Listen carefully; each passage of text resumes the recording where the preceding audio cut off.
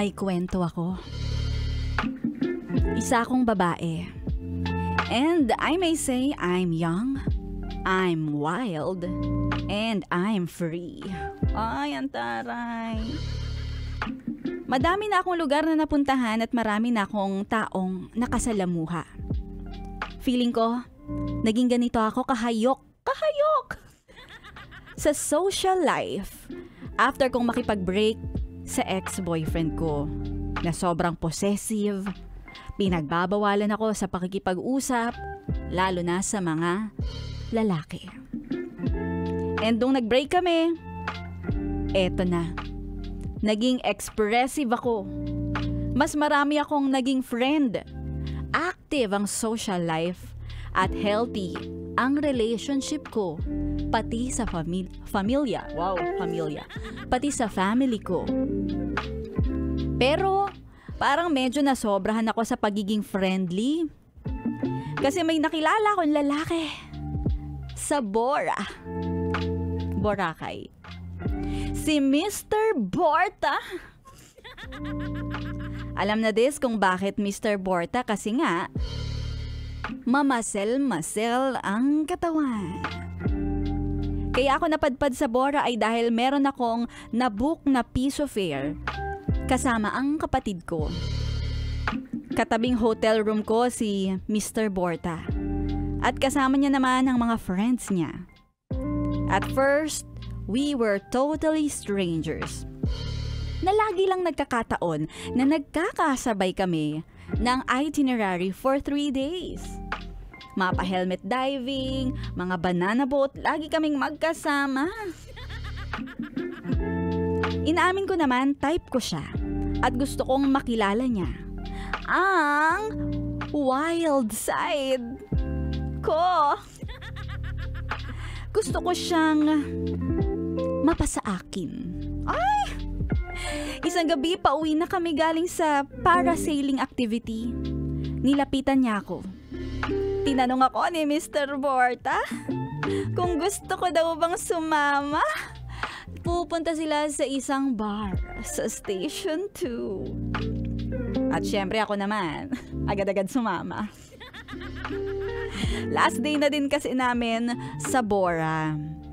Nag-inom, nagkakwentuhan at nagsayawan kami.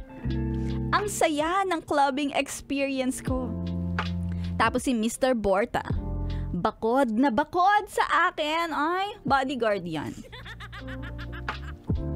Naramdaman ko pa yung paghawak niya sa Malapia words bakong bewang. Wow, sexy naman ni ate. Hinahawi pa ang buhok ko na basang-basa sa pawis galing sa kakasayaw namin. Sinabi niya, I like you. Titig na titig ang mga mata. At pinigilan ko naman ang sarili ko na malaglag ang panty ko. Sa isip-isip ko, girl, wag agad-agad bibigay. And dahil alam niyang last day na ng pagkikita namin, very gentleman siya. At ramdam ko na nagpapaka-good boy siya. At sus, alam ko naman ang mga kalakaran ng mga ganyan. Papaka-good boy pero tayo mga babae, bibigay naman. Hanggang sa nakaisip ako ng ideya.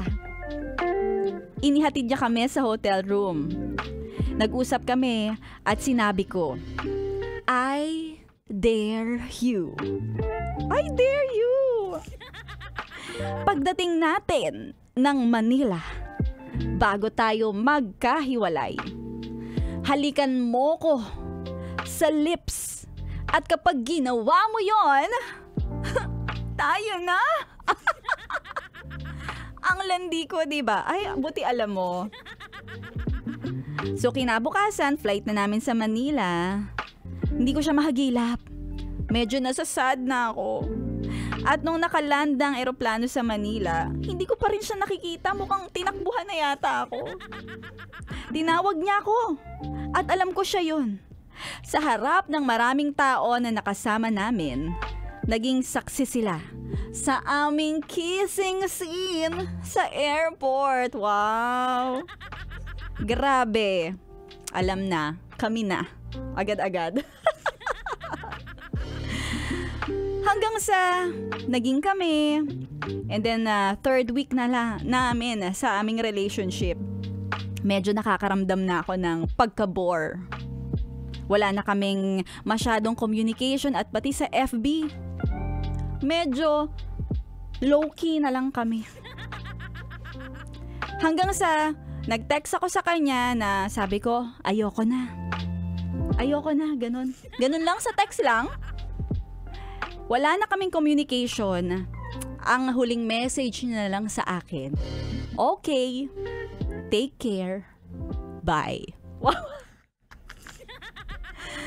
Lesson learned, kilalanin ng maigi yung guy at huwag agad-agad bibigay.